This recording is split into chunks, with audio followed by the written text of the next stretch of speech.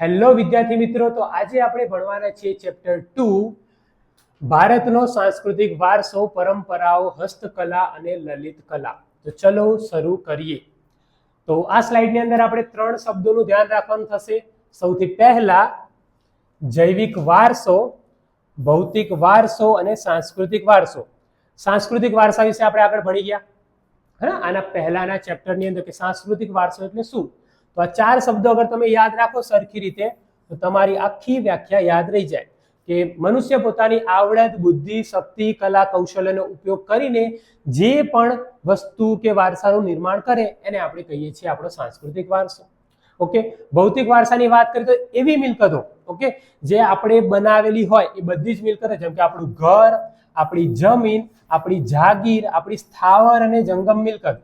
સ્થાવર મિલકત એટલે એવી મિલકતો જેને આપણે એક જગ્યાએથી બીજી જગ્યાએ ન લઈ જઈ શકીએ, અને જંગમ મિલકત એટલે કે એવી મિલકતો જેને આપણે એક જગ્યાએથી બીજી જગ્યાએ ખસેડી શકીએ. એના પછી જૈવિક વારસો.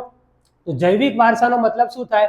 બાળકને જન્મ સાથે જ મા બાપના શારીરિક અને માનસિક લક્ષણો મળે, જેમ કે આપણો દેખાવ, આપણું બોલવું, આપણી હાઈટ, હે ને, આપણી બધી જ, આપણા હેર, આપણા વાળ પણ અમુક વખત હોય કે પેરેન્ટ્સ જેવા હોય, તો આ બધી જ વસ્તુ જે આપણા પેરેન્ટ્સ તરફથી મળે, શારીરિક કે માનસિક લક્ષણો, એને આપણે કેવો વારસો કહીએ? જૈવિક વારસો. તો યાદ રાખજો, બની શકે કે પૂછે. એના પછીની સ્લાઇડમાં પ્રસ્તાવના છે. આ બધું જ હવે બુક્સ પ્રમાણે હશે, કોઈ પણ લાઈન આપણે ભૂલ્યા નથી. ઓકે, તો બધું જ તમારું બુક્સ પ્રમાણે હશે, જેથી તમને સમજણ સરખી રીતે પડે અને સાથે સાથે બુક્સની સાથે આપણે કન્ટિન્યુ રાખી શકીએ. તો સમાજ જીવનમાં પૂર્વજો દ્વારા શરૂ થયેલી પરંપરાઓ, રૂઢિઓ, રીતિ રિવાજો, એક વિશેષ પ્રકારની જીવનશૈલીને પણ આપણે સાંસ્કૃતિક વારસા તરીકે ઓળખીએ છીએ, જેમાં આપણું શિક્ષણ, આપણી ખેતી, વેપાર, રોજિંદા જીવન માટેના નીતિ નિયમો, આપણા ઉત્સવો, આપણા મનોરંજન માટેની વસ્તુ, આપણા કલા, આપણી કારીગરી, આપણી માન્યતા અને આપણા કૌશલ્યો. જેમ કે અગર અહીંયા આપણે ગુજરાતની વાત કરીએ તો આપણે ત્યાં જે કલા કારીગરી હશે એ રાજસ્થાન કરતા અલગ હશે કે મધ્યપ્રદેશ કરતા અલગ હશે. તો અગર આપણે આ વસ્તુ જોવા જઈએ, એક રાજ્ય અને બીજું રાજ્ય, બંને રાજ્યોની કલા કારીગરી, એમનો પહેરવેશ, એમની હરેક વસ્તુ, એમની સંસ્કૃતિ પૂરેપૂરી અલગ હશે અને તમારે આ બધા જ ચેપ્ટરોમાં એ જ વસ્તુ ભણવાની થશે. ઓકે, તો ચલો આગળ જોઈએ. ભારત એ વિશ્વનો સૌથી પ્રાચીન દેશ છે, જ્યાં આપણે અલગ અલગ પરંપરાઓ, સામાજિક મૂલ્યો, રૂઢિઓ, રીતિ રિવાજો, પરિવાર વ્યવસ્થા જોવા મળે. અગર આપણે જોઈએ કે યુરોપની જે પરિવાર વ્યવસ્થા અને આપણા દેશની જે પરિવાર વ્યવસ્થા એકી અલગ, અને એમને ત્યાં કેવું કે બાળક 18 વર્ષનું થાય તો પછી પોતાની રીતે જીવન જીવે, પણ આપણે ત્યાં એવું હતું નથી. તો પ્રાચીન ભારતની ચોક્કસ કલાઓ, જેમાં હસ્તકલા, કારીગરી, કસબ, હુનર, ચિત્ર, સંગીત, નાટ્યકલા, નૃત્યકલા, બધી જ આ ચેપ્ટરમાં આપણે વિગતવાર શાંતિથી જોવાની થશે. તો ચલો એક એક કરીને આપણે હવે શરૂ કરીએ. તો અહીંયા તમારે એટલું બધું નહીં યાદ રાખવાનું, ખાલી આટલું યાદ રાખો. 21મી જૂન કયો દિવસ? વિશ્વ યોગ દિવસ. આટલું યાદ રાખવાનું થાય. અને મુદ્રાઓ પણ આપણે આગળના ચેપ્ટરમાં પણ 2-3 જોઈ ગયા છીએ. એક તો શું હતું? સૌથી પહેલું શું હતું? આપણું એમ્બ્લમ શું છે? સિંહોવાળું, હે ને, જેમાં આપણે હાથી, ઘોડો, બળદ એ વાળું જોયું હતું. એ યાદ રાખજો. આ સ્લાઇડ પણ એટલી આપણા માટે મહત્વપૂર્ણ નહીં, તો પણ આપણે જોઈને જશું કે આપણે ત્યાં ભરત ગૂંથણ, ઓકે, અહીંયા તમે ફોટોગ્રાફ્સમાં પણ જોઈ શકો છો. ભરત ગૂંથણ, કાસ્ટ એટલે કે કાસ્ટ એટલે શું થાય? લાકડું, લાકડાની જે પણ કલા હોય, જે પણ કોતરણી કામ કરવાની કલા હોય એ બધી જ કાસ્ટ કલાની અંદર આવે. માટી કલા, માટીમાંથી જેટલી પણ વસ્તુ બને. અત્યારના સમયમાં અગર આપણે જોઈએ તો માટીની વસ્તુ આપણે ઓછી યુઝ કરીએ, પરંતુ અગર આજથી 100 વર્ષ પહેલાની વાત કરીએ, 100 વર્ષ બી નહીં, 50 વર્ષ પહેલાની વાત કરીએ તો 18 થી 19% વસ્તુઓ બધી જ માટીની હતી.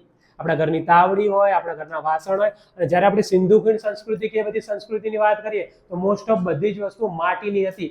ધાતુના વાસણો એ સમય એટલા હતા નહીં. ચિત્રકલા, ચર્મ એટલે કે ચામડાનો ઉદ્યોગ, જેમાં અલગ અલગ વસ્તુ બને. મીના કારીગરી, જે બંગડીઓ બધી વસ્તુમાં જે નકશીકામ કરવામાં આવે એ, અને એની સિવાય અકીક જે પથ્થર છે, અને હીરાનો ઉપયોગ શું શું થાય એ બધું જ આપણે આ ચેપ્ટરની અંદર જોવાનું થશે. તો સૌથી પહેલી કલા માટી કલા, અને સૌથી જૂની કલા જે આપણા દેશમાં સૌથી પહેલાના સમયથી યુઝ થતી આવી અને હજી પણ યુઝ થાય. તો અત્યારના સમયમાં એના રિપ્લેસમેન્ટ આવી ચૂક્યા. આપણા વાસણો પહેલા માટીના હતા, પરંતુ હવે એટલા રહ્યા નથી. આપણા ઘરે જો તાવડીને બધી વસ્તુ શેની થઈ, કાં તો સ્ટીલની કાં તો લોખંડની, પણ પહેલાના સમયમાં બધી જ વસ્તુ શેની યુઝ થતી? પીવાનો પાણીનો ગ્લાસથી લઈને હરેક વસ્તુ પહેલા માટીની હતી. તો માનવ જીવન અને માટી વચ્ચે ઘણો જ પ્રાચીન સંબંધ રહે છે. વ્યક્તિના જન્મથી મરણ સુધીની યાત્રા માટી સાથે જોડાયેલી છે, કેમ કે આપણું જ્યારે મરીએ તો બની શકે આપણે સળગાવીએ, પણ પહેલા સમયમાં લોકોને દાટતા, તો મતલબ આપણું મરણ પણ માટી સાથે ખતમ થતું. ધાતુકામની શોધ જ્યારે નથી થઈ ત્યારે માટીમાંથી બનાવેલી સામગ્રીઓનો આપણે ઉપયોગ કરતા હતા, જેમ કે રમકડા. આપણું જે લોથલની આપણે વાત કરી ત્યાંથી જે રમકડા મળીને આવે બધા માટીના રમકડા, તો કે આખું બળદગાડું ને બધું મળીને બધું માટીનું બનાવેલું. તો ઇટ મીન્સ કે પહેલાના જે બાળકો હતા એમના રમકડા શું હતા? એમના રમકડા સામે બનતા માટીમાંથી બનતા હતા. ઘડા, કુલડી, કોડિયા, હાંડલા, માટીના ચૂલા. માટીના ચૂલા તો અગર તમે આજે બી ગામડે જાઓ તો તમને માટીના ચૂલા છે, કે પછી આ કોડિયા તો આપણે આઈ થિંક માટીના યુઝ કરીએ. આજકાલ પેલા આવી ગયા ચાઇનીઝ વાળા, હે, એમાં સ્ટીલ હોય ને કલર વાળા હોય, પણ હજી પણ ક્યાંક ને ક્યાંક આપણાને કોડિયા માટીના જોવા મળી જાય. રમકડા બી માટીના રમકડા આઈ થિંક એટલા મેં નહીં જોયા, પણ યાદ રાખજો. ઘડા બી માટીના પહેલા ઘડા છે. અગર તમે ક્યારેક કોઈ પુરાતત્વ વાળા વિભાગ જોવા માટે જશો, જેમ કે અહીંયા આપણા ગુજરાતમાં તો નહીં પણ અમદાવાદમાં લોથલ, તો ત્યાં તમને આ બધી વસ્તુ જોવા મળી જશે. ત્યાં મ્યુઝિયમ બનશે ઇન ફ્યુચર, પણ અત્યારે પણ નાનું એવું છે જોવા માટે, તો ત્યાં તમે જોઈ શકો. એ સમયે ઘરોની દિવાલોને પણ માટી અને છાણથી લીપીને રક્ષણ અપાતું હતું. આ કોઈ ખોટી વાત નહીં. મારા મમ્મી એવું કહેતા હતા હમણાં જ કે એમના ગામની અંદર જ્યારે એમના ભૂકંપ આવે 2001માં, એના પછી જ્યારે ઘર બની રહ્યા હતા તો ગવર્મેન્ટ પ્રોવાઈડ કરી રહી હતી ઘર. તો એમનું એક જે ઘર હતું એ જૂનું હતું ને માટીનું ઘર હતું.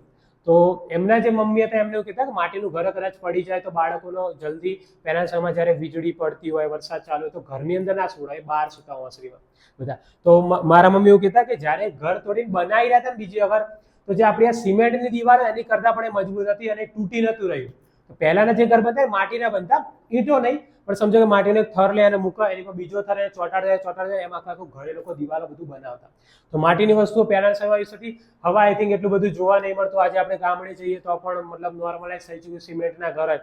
તમે નોટિસ કરજો, જ્યારે હું નાનો હતો મારું બચપન જે મારા મામાના ઘરમાં વીત્યું એ આખું માટીના ઘર હતા, અને એમાં મને ક્યારે બી એટલી ગરમી નહીં લાગે. પણ આજે હું જ્યારે જાઉં ને તો મતલબ મોસ્ટ ઓફ આપણા જેવા ઘર થઈ ચૂક્યા તો ગરમી એટલી બધી લાગે. તો માટી ગરમીથી પણ આપણને બચાવતી અને બીજી બધી રીતે પણ આપણી સાથે પહેલાના સમયમાં હતી. એ સમયે ઘરોની દિવાલોને પણ માટી અને છાણથી લીપીને રક્ષણ અપાતું. પાણી, દૂધ, દહીં, છાશ અને ઘી જેવા પ્રવાહી પણ માટીના વાસણોમાં રાખવામાં આવતા. તમને લાગે માટી ઓગળી નહીં જતી હોય, પણ એ માટી નથી ઓગળતી. રસોઈના વાસણો પણ માટીમાંથી બનતા. લોથલ લઈ લો, મોહેંજો-દડો લઈ લો, હડપ્પા સંસ્કૃતિ લઈ લો, ત્યાં લાલ રંગના પવાલા, બરણી, રકાબી મળીને આવ્યા. લાલ રંગ આવી રહ્યો, તમે બધા ક્યાંક ને ક્યાંક જોયેલો જ છે આવા કલરના વાસણો, અને આને પકવેલી કહેવાય. પકવી ઇટ મીન્સ કે સમજો કે માટી લે, વાસણ જેવું બનાવવા, પછી એને ગરમ ભઠ્ઠી હોય ને એની અંદર શેક. જ્યારે માટીના શેકા ને તો પછી એ કઠણ બની જાય. આપણા ઘરે જે પહેલાના સમયમાં જે તાવડી આવતી હતી ને તો એ શેકેલી હતી. ઈંટો પણ જે આવે એ રીતના ભઠ્ઠીઓમાં જ શેકાઈને બનેલી હોય, એટલા માટે કાચી ના હોય. કાચી માટી પાણીમાં પલળે તો ઓગળી જાય, પણ પકવેલી માટી ના ઓગળે. અહીંયા એના વિશે લખેલું જ હશે, આપણે આગળ જોઈશું. તો લાલ રંગના પવાલા, બરણી અને રકાબી આ બધી જ વસ્તુ માટીમાંથી બનતી હતી. એની સાથે સાથે કુંભારનો ચાકડો માટી કામ માટેનું ભારતનું પ્રથમ યંત્ર છે. યાદ રાખજો, પરીક્ષામાં પૂછે ક્યાંક ને ક્યાંક 1 માર્કમાં, કે આ ચેપ્ટરમાંથી 1 માર્કનો એક ક્વેશ્ચન અને 2 માર્કના તમારા 2 ક્વેશ્ચન, એટલે 5 માર્કનું ચેપ્ટર છે. તો યાદ રાખજો કે બની શકે અહીંથી તમારો ક્વેશ્ચન નીકળે.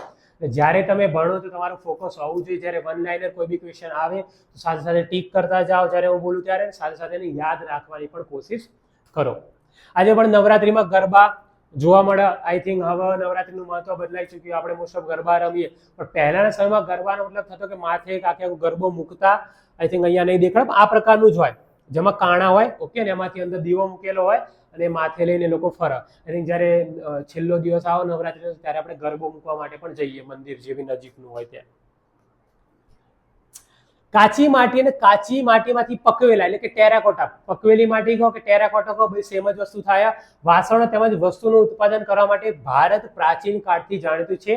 અને આ વસ્તુ આપણાના બધી, જેમ કે તમે મોહેંજો-દડોની વાત કરો, લોથલ, હડપ્પા, બધી જગ્યાએથી આપણાના પાકી માટીના વાસણો મળીને આવ્યા. ઇટ મીન્સ કે આજથી 2200 વર્ષ પહેલા પણ લોકોને ખબર પડી ચૂકી હતી કે માટીનો ઉપયોગ કેવી રીતના કરવો જોઈએ.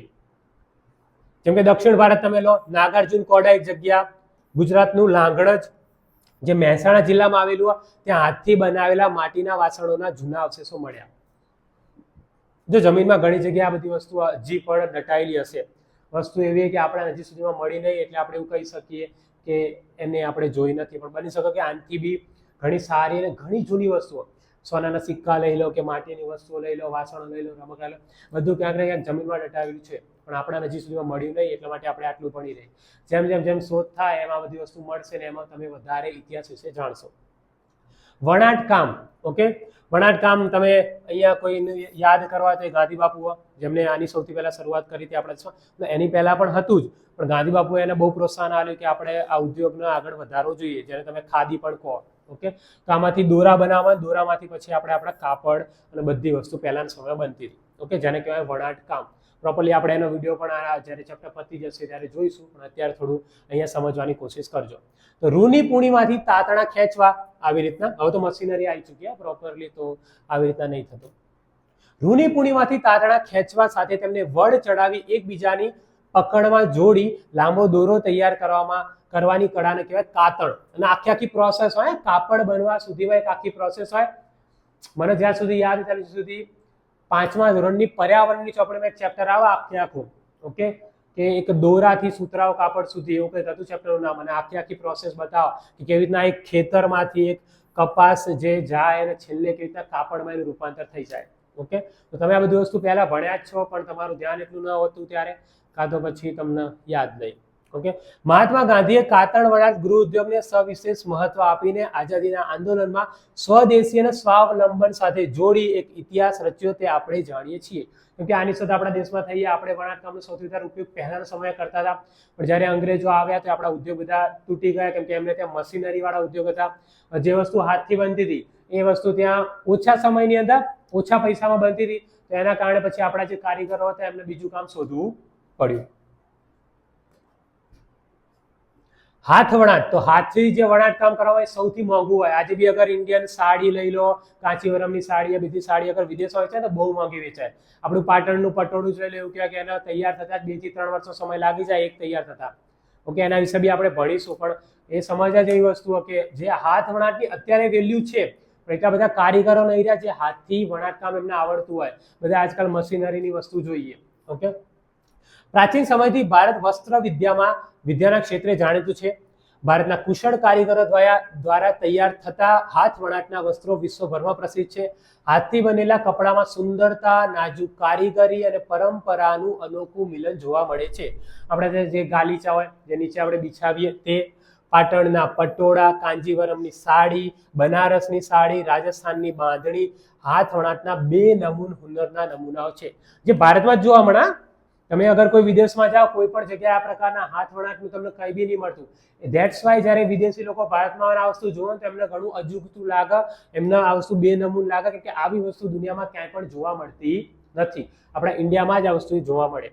ગુજરાતના સોલંકી યુગમાં, અને યાદ રાખજો તમારા માટે આઈએમપી પણ છે, કે ગુજરાતમાં સોલંકી યુગના સુવર્ણકાળ દરમિયાન તે વખતના પાટનગર પાટણમાં અનેક કારીગરો આવીને વસ્યા હતા. ઓકે, સાડવીઓ કહેવાય, અને એમની જે આવડત અને એમનું જે કલા કૌશલ્ય હતું એ વસ્તુએ, એટલે કે પાટણના પટોળા એ વિશ્વભરમાં આજે ફેમસ છે. મજાક નહીં કરતો, તમે અગર ખરીદવું હોય તો હતા વેટિંગ લિસ્ટમાં રહો, એને બી 10-15 વર્ષનું વેટિંગ લિસ્ટ. એક પટોળું બનતા જ બહુ વાર લાગે, અને એક જ પરિવાર બનાવી રહ્યો, અને અત્યારે એમાં સદસ્ય બી ઘણા ઊંચા થઈ ગયા, અને એ કલા કોઈને શીખવતા પણ નહીં, કેમ કે એમને ફેમિલીની કલા તો ધીરે ધીરે આગળ વધે. તો વસ્તુ ત્યાં પાટણના હુનર આશરે 850 વર્ષો કરતા પણ પ્રાચીન હોવાનું મનાય. અત્યંત અટપટી, જટિલ અને સમય માંગી લેતી આ કલા હાલમાં મર્યાદિત કારીગરો પાસે રહી ગઈ. પાટણમાં બનતા રેશમી વસ્ત્ર બેવડી, એટલે કે ઇક્ત વણાટને પટોળા તરીકે ઓળખવામાં આવે. એનો મતલબ એવો છે કે તમે બંને બાજુથી જોવો ને સેમ ડિઝાઇન જોવા મળે તમને. આ બાજુથી પણ સેમ ડિઝાઇન, આ બાજુથી પણ સેમ ડિઝાઇન, અને ઘણી અનોખી વાત કહેવાય. ઓકે, આજે આપણે કોઈ બી વસ્તુ લઈએ ને તો તમે એની પ્રિન્ટ આગળ હશે તો એની અંદરથી તમને નહીં જોવા મળે, કેમ કે હાથથી પહેલી વસ્તુ બનતી નહીં. એટલે હાથથી બી બનેલી વસ્તુ હોય તો એની પાછળનો ભાગ અને આગળનો ભાગ જોશો ને તમને અલગ અલગ દેખાશે. પણ આ એક એવી સાડી હોય જેમાં તમે બંને બાજુથી જો તમને સેમ જ દેખાય ડિઝાઇન. પટોળા વર્ષો સુધી ટકે છે અને તેનો રંગ પણ જતો ન હોવાથી એક કહેવત પણ બની કે પડી પટોળે ભાત, ફાટે પણ ફીટે રહી. ઓકે, હવે ફાટી જશે, તમે પહેરી પણ એક સમય ફાટી જાય, પણ એનો કલર ક્યારે જાય નહીં, કેમ કે એના દોરા સૌથી પહેલા કાઢવામાં આવે, એને કલરમાં ડબોળે, એની આખી અલગ પ્રોસેસ, અને પછી દોરાનો ઉપયોગ કરવામાં, તો એનો કલર ક્યારે બી નીકળતો નથી. અને સોલંકી યુગ જે આપણા ગુજરાતનો સુવર્ણ કાળ કહેવાય, જેમાં ઘણા બધા મહાન રાજાઓ થઈ ગયા. એમના સમયમાં સિદ્ધરાજ જયસિંહ પછી એમનો એક કાકાનો ભાઈ હતો, એ જ્યારે રાજા બન્યા તો એવું કહેવાય કે એના સમયની અંદર આ કલાના એને પોતાના ત્યાં એ કારીગરોને પોતાને ત્યાં રાખ્યા, અને ત્યાં આ કલા આગળ વધી હતી. ભરત ગૂંથણ કલા. ઓકે, આપણે હડપ્પાની વાત કરી, આઈ થિંક લાસ્ટ ચેપ્ટરમાં જ મારે તમને આનો દેખાડવાનો હતો, પણ હું દેખાડી ના શકે કેમ કે આપણી જોડે ફોટો અવેલેબલ નહોતો ત્યારે. તો અત્યારે છે. ઓકે, મેં તમને કીધું હતું દાઢીવાળા પુરુષનું શિલ્પ, તો એ આ જ છે. આ મૂર્તિ મળીને આવી મોહેંજો-દડોમાંથી મળી, આઈ થિંક, મને એટલું પ્રોપરલી યાદ નથી, પણ અહીંથી આપણને દેખાય કે એને એના શરીર ઉપર કંઈક એવું કાપડની વસ્તુ પહેરી જેમાં કંઈક આપણા ડિઝાઇન જોવા મળે છે. ઓકે, તો ઇટ મીન્સ કે એ સમયના લોકો પણ ભરત ગૂંથણ કે હાથ વણાટથી વસ્તુ કંઈક ને કંઈક જાણતા હતા. એટલા માટે જેને આવી રીતના ફૂલ મસ્ત રીતના દોરેલા અગર ના જાણતા હોત તો પછી એવું કોઈ ડિઝાઇન બી ના હોવી જોઈતી. એટલે કે એ સમયે આજથી 2200 વર્ષ પહેલા પણ હાથ વણાટની કારીગરી ફેમસ હશે. હડપ્પા અને મોહેંજો-દડોના અને આ વસ્તુ કાપડની હતું. ઓબ્વિયસલી 2000 વર્ષ જમીનમાં રહી તો સડી ગયું, જમીન સાથે ભળી ગઈ હોય તો આપણને કાપડ નહીં મળ્યું, ક્યાંય પણ નહીં મળ્યું, મણ પણ નહીં. ઓકે, એટલા માટે આપણાને આની ઉપરથી આપણે અનુમાન લગાવીએ છીએ કે એ સમયના લોકો પણ કાપડથી મતલબ એમને ખબર હતી કાપડની. હડપ્પા અને મોહેંજો-દડોના ઉત્ખનન દરમિયાન મળેલી મૂર્તિઓ અને પૂતળાના વસ્ત્રો ઉપર પણ ભરત ગૂંથણ કામ જોવા મળ્યું છે. ભારતમાં પુરુષો, સ્ત્રીઓ, બાળકોના વસ્ત્રો ઉપર ભરત ગૂંથણ કરવાની કામગીરી ઘણી પ્રાચીન અને એ વસ્તુ સાચી. એટલા માટે જ આજે આપણે જોઈએ કે આપણે ત્યાં આટલી બધી કારીગરી જોવા મળે. અગર ના હોય તો પછી ઇન્ડિયામાં આજે પણ એટલું જોવા ન મળવું જોઈએ. સિંધુ સંસ્કૃતિના સમયે સિંધ, સૌરાષ્ટ્ર અને કચ્છના સ્ત્રી પુરુષના વસ્ત્રો પર ભરત કામ જોવા મળેલું છે. એ જ રીતે કાશ્મીરનું કાશ્મીરી ભરત પણ જાણીતું છે. ભરતકામ યાદ રાખજો, એક અલગ પ્રોસેસ હોય, હાથ દ્વારા આખું બનાવવામાં આવે. ઓકે, હાથથી ગૂંથવામાં આવે અને ઘણું મતલબ ટાઈમ માંગી લેતી વસ્તુઓ, ઘણી મહેનત પણ હોય, પણ એટલું જ મહત્વપૂર્ણ પણ છે. યાદ રાખજો, કેમ કે મશીનમાં તમે બનાવી શકો પ્રિન્ટ તો, પણ જ્યારે તમે એને ટચ કરો, જ્યારે તમે એને અડશો તો આખો ડિફરન્સ તમને ત્યાં સમજણ પડી જશે. આ ઉપરાંત ગુજરાતના જામનગર, જેતપુર, ભુજ, માંડવી સહિતના વિસ્તારો બાંધણી અને તેના ઉપરની પરંપરાગત શૈલીવાળી હાથી, પૂતળી, ચોપાટ, પક્ષીઓ, કળશ આ બધી સુંદર ડિઝાઇનો માટે જાણીતા છે. અહીંયા તમે જોઈ શકો. અને આ બધી જ વસ્તુ બાળકો હાથથી બનાવવામાં આવે. અગર તમને બી શીખવાડા બેસીએ ને તો 1-2 મહિના નીકળી જાય. ઓકે, તો જે લોકોને અત્યારે કારીગરી આવડી રહી છે એમના માટે ઘણી મોટી વાત, કેમ કે એ કારીગરી હવે ઘણા ઓછા લોકો જોડે રહી, કેમ કે લોકોને શીખવું નહીં. મોસ્ટ ઓફ હવે સાડી ને બધી વસ્તુ એવી પણ આવી ગઈ કે ડાયરેક્ટ ડિઝાઇનેબલ મળે જ છે. ઓકે, પ્રિન્ટ આઉટ, તો પછી આ બધું કોણ પહેરશે? પણ જે પહેરે ઘણી મોંઘી પણ વેચાય અત્યારે. આનો અગર તમે રાજસ્થાનમાં પણ જાઓ તો પણ આની વસ્તુ જે હાથ વણાટવાળી વેચાય ઘણી મોંઘી હોય. ગુજરાતમાં પણ એવું જ છે, કેમ કે એની મહેનત પણ એટલી લાગે, સમય પણ એટલો જ માંગી લે. તો તમે જોઈ શકો આ બધી જ વસ્તુ, આ પ્રકારની ડિઝાઇન. મારા બાજુમાં એક કચ્છી રહેતા હતા બેન, એમને મારા મમ્મીને શીખવાડ્યું હતું. મારા મમ્મીએ ઘણી બધી વસ્તુ આવી બનાવી. અને સિરિયસલી જ્યારે આપણે એને હાથથી અડીએ ને તો એક ફીલ આવે અલગ, કાપડ કરતા અલગ, કે આખી વસ્તુ એક કાપડ જ હોય આવું યલો કે કોઈ બી કલરનું, એની ઉપર એ દોરા આવે, રેશમના નહીં પણ કપાસના દોરા, એ બધાથી સીવીને એની ઉપર ડિઝાઇન હોય પહેલેથી છાપેલી, એની પર એમને આખી વસ્તુ કરવાની હોય, પણ એ ઘણી ટાઈમ માંગી લેતી વસ્તુઓ. તો કપડા ઉપર છપાઈ અને ભરત ગૂંથણી ગુજરાતના કચ્છ, સૌરાષ્ટ્ર વગેરે પ્રદેશની સ્ત્રીઓનો ગૃહ વ્યવસાય રહેલો છે. ચંદરવા, શાક તોરણ, ચાકડા, ઓછાડ, તકિયા, પારણા, ઉશિકા ઉપરાંત કેટલીક કોમોમાં પહેરાતા કેડિયા નામના વસ્ત્રો. કેડિયું ખબર હે ને, આપણે નવરાત્રી મોસ્ટ ઓફ જોઈએ. ઓકે, કેડિયું જે લોકો પહેરે. કચ્છમાં અગર તમે જાઓ તો ઘણા બધા, જેમ કે ત્યાં ભરવાડ ને બધા લોકો ને એમના માટે નોર્મલ કપડા, એ લોકો ડેલી એ કપડા પહેરે. આપણે નહીં પહેરતા, આપણે તો ખાલી નવરાત્રીમાં પહેરીએ મોસ્ટ ઓફ. ઓકે, તો કેડિયા નામના વસ્ત્રો ઉપરની ભરત ગૂંથણ કલાની પરંપરા આજે પણ પ્રખ્યાત છે. ભરત ગૂંથણથી શણગારેલા ધાબળા, રજાઈ ઉપર ભૌમિતિક અને વિવિધ આકૃતિ પ્રધાન કૃતિઓ સાથેનું ભરતકામ પણ જોવા મળે છે. કચ્છનો એક પ્રદેશ, બન્ની વિસ્તાર, ત્યાં જત જેવી કોમની ભરતકલા પણ આગવી વિશેષતા ધરાવે, કેમ કે એમનું જે ભરતકામ એ બીજી જે લોકો ભરતકામ કરે એના કરતાં ઘણું અલગ. હવે અહીંયા એક શબ્દ આલ્યો તો તમારા માટે કયો હતો? ભૌમિતિક. ઓકે, તો આ પ્રકારની ડિઝાઇનો છે, આ બધી ડિઝાઇનો હોય એ તમે જો આ બધામાં એ પ્રકારનું જ છે આખે આખું. અને સિરિયસલી આ પ્રકારની વસ્તુ એ લોકો બનાવતા. હવે ઘણી ઓછી જોવા મળે, મેં જોયેલું આ વસ્તુ મારી આંખોથી, અને એ ઘણું અલગ દેખાય બીજી વસ્તુ કરતાં. તો ઇન ફ્યુચર તમે કચ્છ ફરવા જાઓ કે કોઈ જગ્યા ફરવા જાઓ, ખરીદો ના ખરીદો અલગ વસ્તુ, પણ જોવું જરૂર, જે તમને ખ્યાલ આવે કે આપણા દેશમાં આપણે બધી વસ્તુમાં ઘણા આગળ તો છીએ. ચર્મ ઉદ્યોગ, ચામડાનો ઉદ્યોગ. પ્રાચીન ભારતમાં મૃત્યુ પામેલા જાનવરોના ચામડાનો વિવિધ ઉપયોગ થતો હતો. પ્રાણીના મૃત્યુ પછી પરંપરાગત રીતે ચામડું કાઢવામાં આવતું. એનું ચામડું કાઢી લેતા અને એમાંથી ઘણી બધી વસ્તુ બનતી. ખેતી માટે કૂવામાંથી પાણી કાઢવા માટે કોસ અને પાણીનો મસ્કો, જે અહીંયા તમને દેખાય એક ચામડાનું એક આખું સીવેલું હોય જેને એ લોકો પાણીમાં નાખતા, સમજી લો એક પ્રકારની થેલી, પણ એ થેલી શેની હોય? ચામડાની થેલી. ઓકે, તેને મસ્કો કહેતા એ લોકો. ઢોલ, નગારા, તબલા, ઢોલક, હવે અગર તમે જોશો તો પ્લાસ્ટિક ના આવે ઢોલ, હે ને? આજકાલ આપણે જોઈએ પ્લાસ્ટિક ના હોય. પહેલાના સમયમાં જે ઢોલ હતા એ સિરિયસલી ચામડાનું હતું, એમનું જે પડ હોય, અને એનો અવાજ આ ઢોલ કરતા ઘણો અલગ હોય, અને મતલબ ખબર નહીં સ્પેસિફિક અવાજ અલગ પડી જ જાય. અને હજી પણ અગર તમે ગામડાઓની અંદર જાઓ તો પણ તમને એવા ઢોલ ક્યાંક ને ક્યાંક જોવા મળી જશે.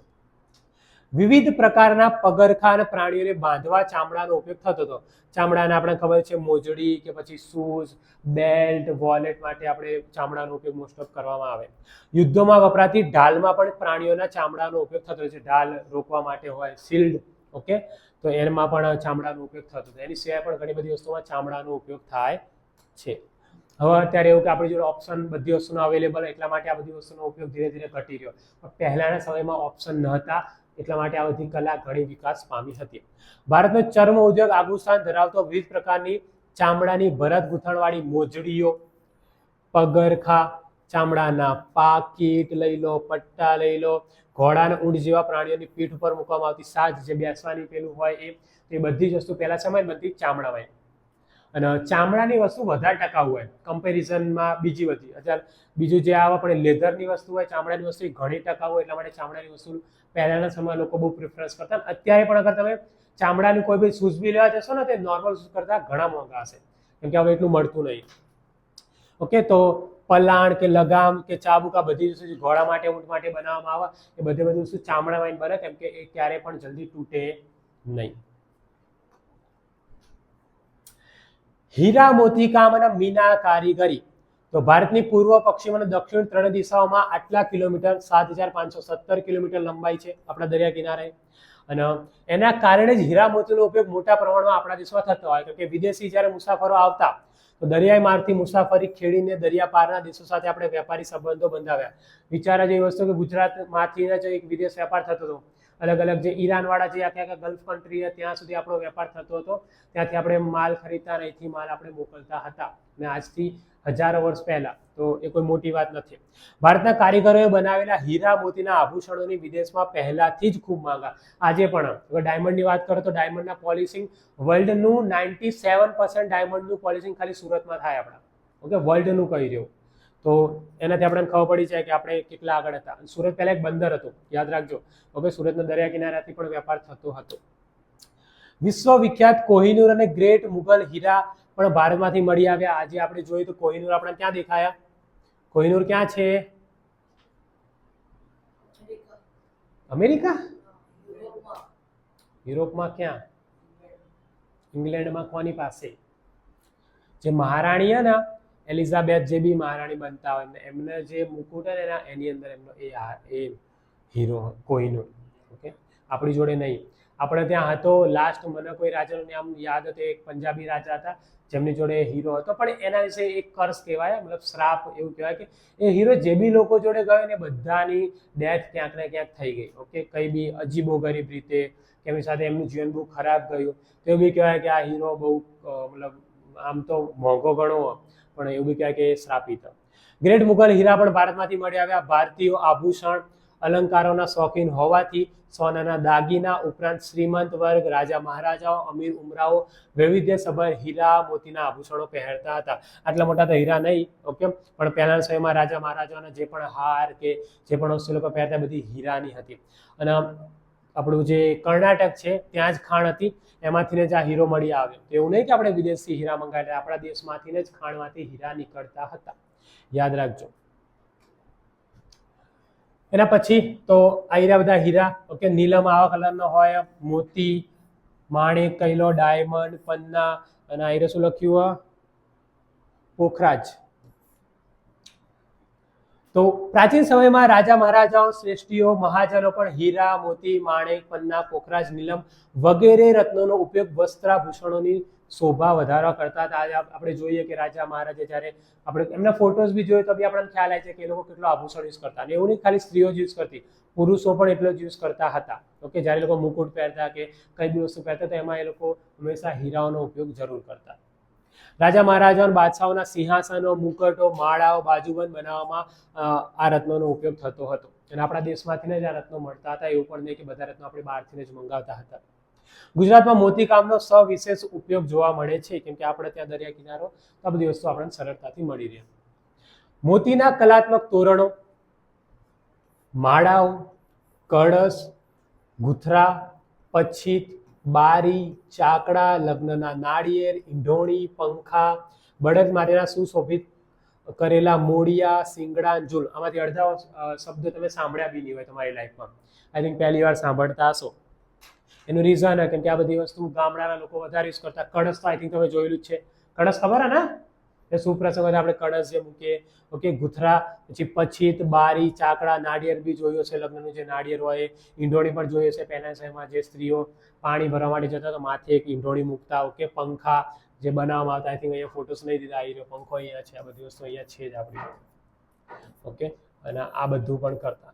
પહેલાના સમયમાં બળદોનું ઘણું અલગ જ મહત્વ હતું, કેમ કે જે રીતના એક ઘરનો સભ્ય ને રીતના બળદોને પહેલાના સમયમાં રાખવામાં આવતા, કેમ કે એમની ખેતી બધી બળદ ઉપર ડિપેન્ડ હતી.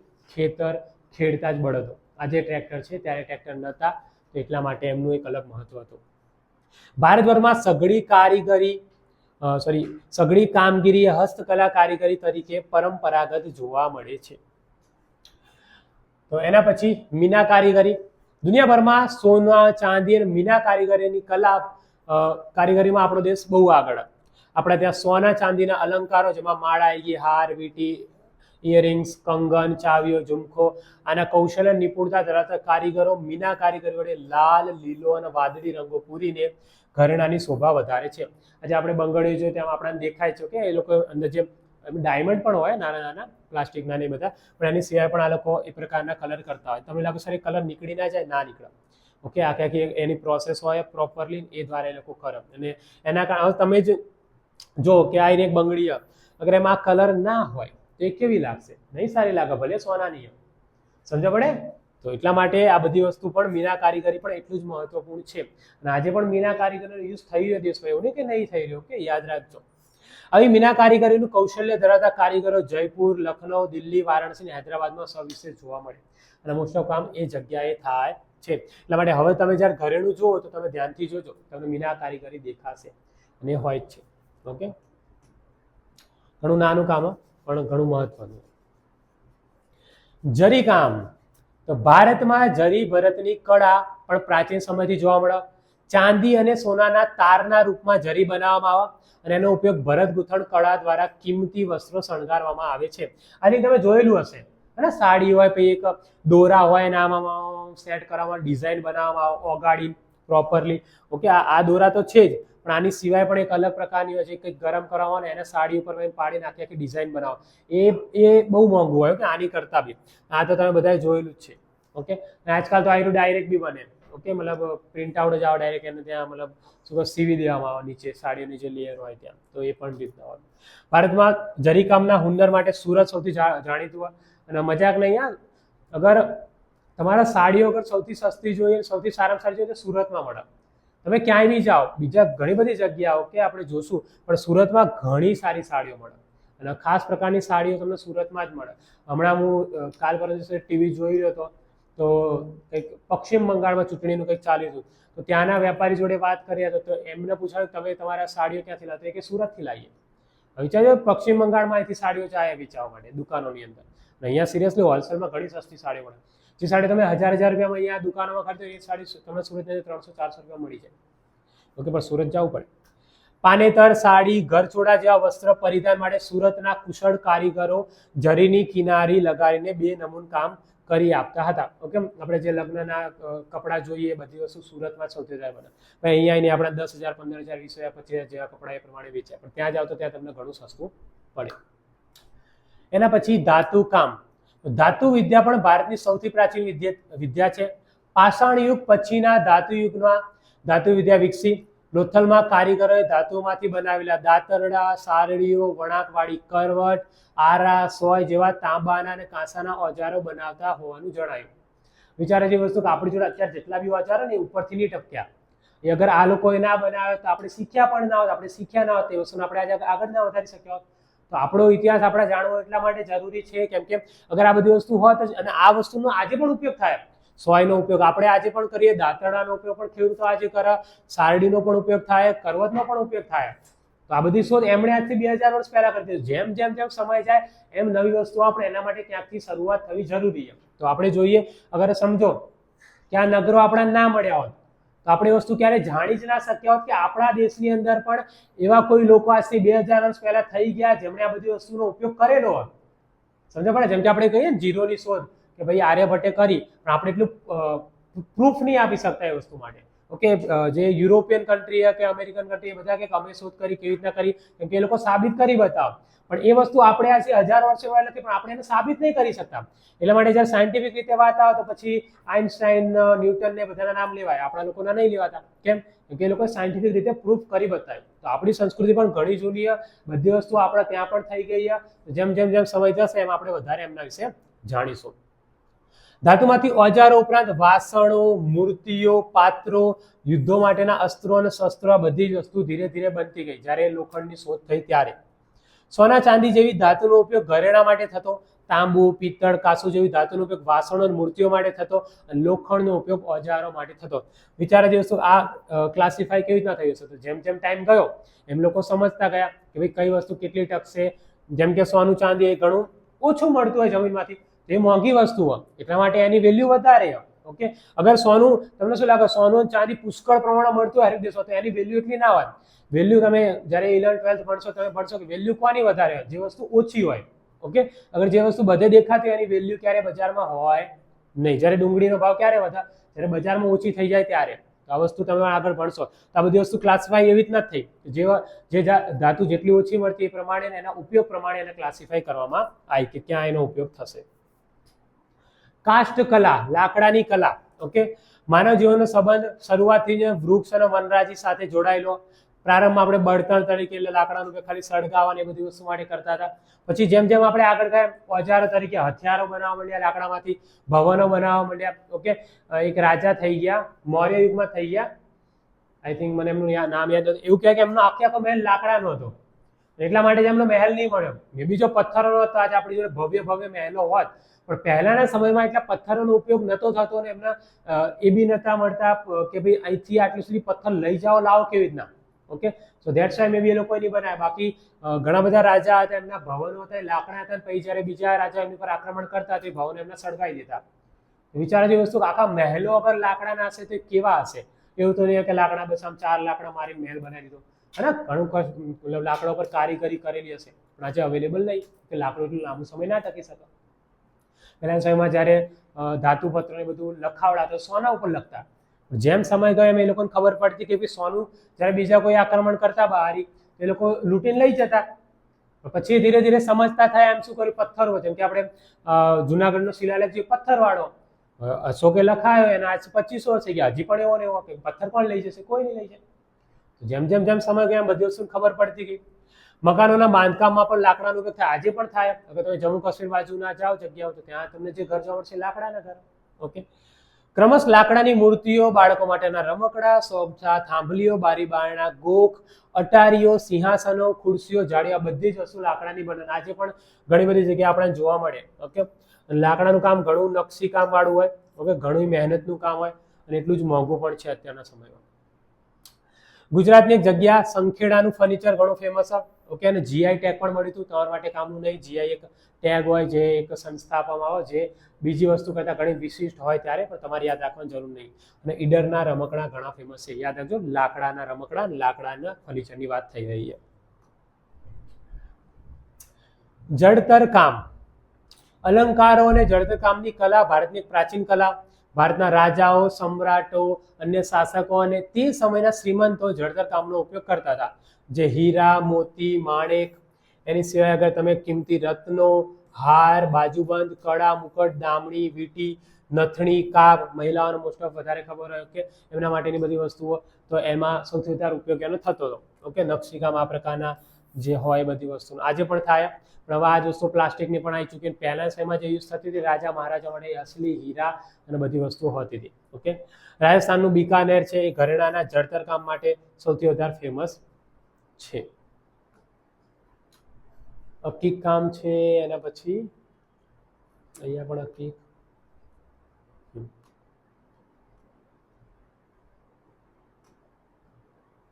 આટલું જોયું ને. અકીક કામ, અકીક એક પથ્થર જે નદીઓના ખીણ પ્રદેશમાંથી આપણને પથ્થર મળે, યાદ રાખજો, અને એક પ્રકારનો કિંમતી પથ્થર છે. અને એ અકીક ચકમક અને અર્ધ પારદર્શક સુંદર રાતા કલરનો પથ્થર હોય જેને કાર્નેલિયન પણ કહે. અને આ પથ્થરમાંથી તમે એને જ્યારે ઘસો તો આ પ્રકારના મોતી અને આ બધી વસ્તુ તમને મળે. અને સુશોભન માટે આ પથ્થરનો ઉપયોગ થાય. એટલો બધો બી મતલબ બહુ મોંઘો પથ્થર નહીં, ગુજરાતમાં ખાસ મળીને આવો, ઓકે, પણ યાદ રાખવા જેવું થશે તમારા. સિલિકા મિશ્રિત ભૂરા કે સફેદ રંગના કેલ્સિડોનિક પથ્થરોને અકીક કહે છે. યાદ રાખજો એક આ પ્રશ્ન અને પાટણવાળો જે આપણે પ્રશ્ન જોઈએ તમારા માટે મોસ્ટ આઈએમપી 2 માર્કમાં પાટણવાળો પ્રશ્ન ઘણી વખત બોર્ડમાં પૂછાઈ ચૂક્યો છે. તમારે યાદ રાખવું પડશે અને બધું યાદ રાખવાનું થાય જ છે. અકીકના પથ્થરોને અલંકારોમાં જડવા માટે ક્યાં મોકલવામાં આવે? ખંભાત. ખંભાતના કારીગરો અકીકના પથ્થરો ઉપર પહેલ પાડવાની અને અન્ય પ્રક્રિયા કરી તેનો વિવિધ અલંકારોમાં જડવા પાત્ર બનાવે છે. જેમ કે અહીંયા આપણે કંઈ દેખાડ્યું નહીં, પણ સમજો કે તમે કંઈ હાથમાં કંઈ પહેરો તો એ જે પથ્થરોનું હોય ને, આપણે જે પોલિશિંગ વાળા પેલા મોતી વાળા હોય તે બધા એ અકીકના પથ્થર હોય, યાદ રાખજો. અથવા અકીકના પથ્થરોની માળા કે મણકા તૈયાર કરવામાં આવે છે. ચિત્રકલા. ચિત્રકલાનું સ્થાન વિવિધ કલાઓમાં અગ્રીમ છે. રંગ અને રેખાઓ દ્વારા કલા અને સૌંદર્યનું રસપાન કરાવતી ચિત્રકલામાં પ્રકૃતિના જળ અને ચૈતન્ય સ્વરૂપોમાં રહેલા વિવિધ ભાવોનું દર્શન કરાવવાની ક્ષમતા રહેલી છે. આજથી અગર 5 વર્ષ પહેલા તમે અગર જાઓ મહારાષ્ટ્ર, ઓકે, તો ત્યાં તમારે જે અજંતા ઇલોરાની ગુફા લઈ લો કે પછી ભીમબેટકાની ગુફા લઈ લો, ત્યાં તમને જે ચિત્ર જોવા મળશે 5000 વર્ષ જૂના ચિત્રો. ઓકે, આજે આપણે એક પેઇન્ટિંગ બી દોરીએ દિવાલ ઉપર તો આ બી 2 મહિના બી બગડી જાય. ઓકે, તો વિચાર જોઈશું 5000 વર્ષ જૂના ચિત્રો આજે પણ ત્યાં છે અને એના ઉપરથી આપણને ખબર પડે કે આપણું જીવનશૈલી એ સમયે કેવી હતી. ઓકે, હડપ્પા સંસ્કૃતિના અવશેષોમાંથી ભારતીય ચિત્રકલાના પુરાવા મળી આવ્યા છે. પુરાતત્વ ખાતા દ્વારા વખતો વખત થતા ઉત્ખનન એટલે કે ખોદકામમાં પણ ભારતની ચિત્રકલાના નમૂના મળી આવે છે. પાષાણ યુગના આદિમાનવના ગુફા ચિત્રોમાં પશુ પંખીઓના આલેખનો જોવા મળે છે. આનાથી શું ખબર પડે કે એ સમયે કેવા પક્ષીઓ હતા, કેવા પ્રાણીઓ હતા, એ બધી જ વસ્તુ આપણને ખબર પડે. ઓકે, અને એ લોકો કઈ વસ્તુથી એટલા જોડાયેલા હતા, આ રીતના એ લોકો ડ્રોઈંગ ને બધી વસ્તુ કરતા હતા.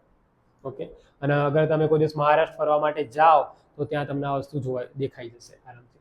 હડપ્પાના લોકો માટીના વાસણો પર ફૂલ છોડ અને ભૌમિતિક રેખા કણોની ભાત પાડતા હતા. એની સિવાય મધ્યપ્રદેશમાં હાથી, ગેંડો, હરણ ઇત્યાદિ ચિત્રો તમને જોવા મળી જશે. કઈ ગુફાની અંદર? તો તમે જશો અજંતા અને ઇલોરાના ચિત્રોની અંદર. ભારતના પારંપરિક રીતે મંગળ પ્રસંગોએ સ્વસ્તિક, કળશ અને ગણેશના ચિત્રો દોરવાની અને કેટલાક વિસ્તારોમાં રંગોળી પૂરવાની પણ પ્રથા છે. અને આપણે ક્યાં રંગોળી પૂરીએ? દિવાળીએ. તો આજે આપણે રાખીએ છીએ આટલે સુધી. મળીશું કાલે અને જોઈશું આગળ.